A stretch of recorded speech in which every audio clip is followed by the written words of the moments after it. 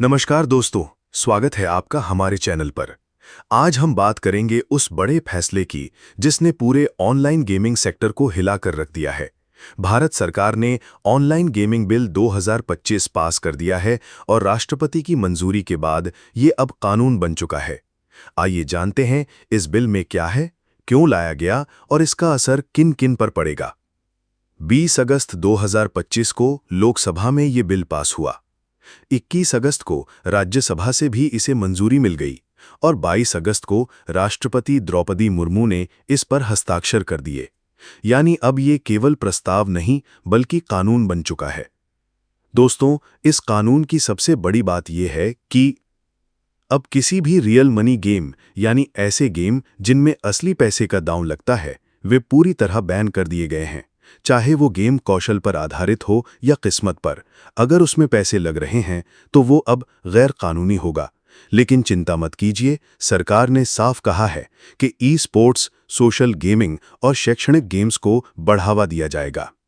सरकार के मुताबिक युवाओं को बढ़ती गेमिंग की लत से बचाने के लिए, परिवारों को हो रहे आर्थिक नुकसान को रोकने के लिए और मनी लॉन्ड्रिंग व टेरर फंडिंग जैसी गतिविधियों पर लगाम लगाने के लिए ये कानून बेहद जरूरी था।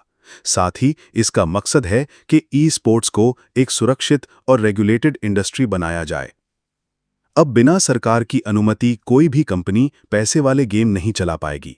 यहां तक कि ऐसे गेम्स का विज्ञापन करना भी अपराध माना जाएगा। अगर कोई कंपनी या व्यक्ति इन नियमों को तोड़ता है तो उस पर 1 करोड़ रुपए तक का जुर्माना और 3 साल की जेल हो सकती है। विज्ञापन करने वालों पर 50 लाख रुपए जुर्माना और 2 साल की जेल।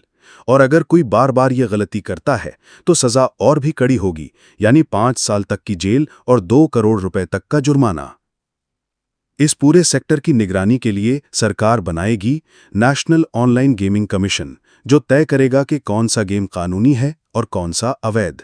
साथ ही हर कंपनी को इस संस्था से लाइसेंस लेना अनिवार्य होगा।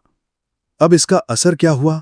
दोस्तों, देश की सबसे बड़ी गेमिंग कंपनियां जैसे ड्रीम 11, MPL, ज़ूपी, पोकरबाजी और रमी सर्कल ने तुरंत अपने रियल मनी गेम्स बंद करने की घोषणा कर दी है।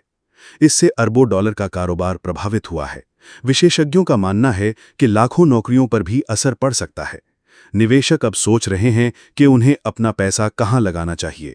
कंपनियां अब नए विकल्प तलाश रही हैं, जैसे ई स्पोर्ट्स और एड फ्री गेमिंग। सरकार चाहती है कि गेमिंग अब केवल मनोरंजन और ई स्पोर्ट्स तक सीमित रहे। युवाओं और बच्चों के लिए इसे सुरक्षित, जिम्मेदार और नियंत्रित माहौल में लाना ही इसका उद्देश्य है। हालांकि कंपनियों और निवेशकों के लिए ये बड़ा झटका जरूर है। अब देखना होगा कि आने वाले दिनों में ये इंडस्ट्री किस तरह से खुद को नए नियमों के हिसाब से ढालती है। तो दोस्तों, ये था पूरा अपडेट ऑनलाइन गेमिंग बिल 2025 पर। आपको क्या लगता है, क्या ये कानून युवाओं और परिवारों की सुरक्षा के लिए सही कदम है, या फिर इससे देश की अर्थव्यवस्था और रोजगार पर बुरा असर पड़ेगा? अपनी राय हमें कमेंट करके जरूर बताइए। धन्यवाद।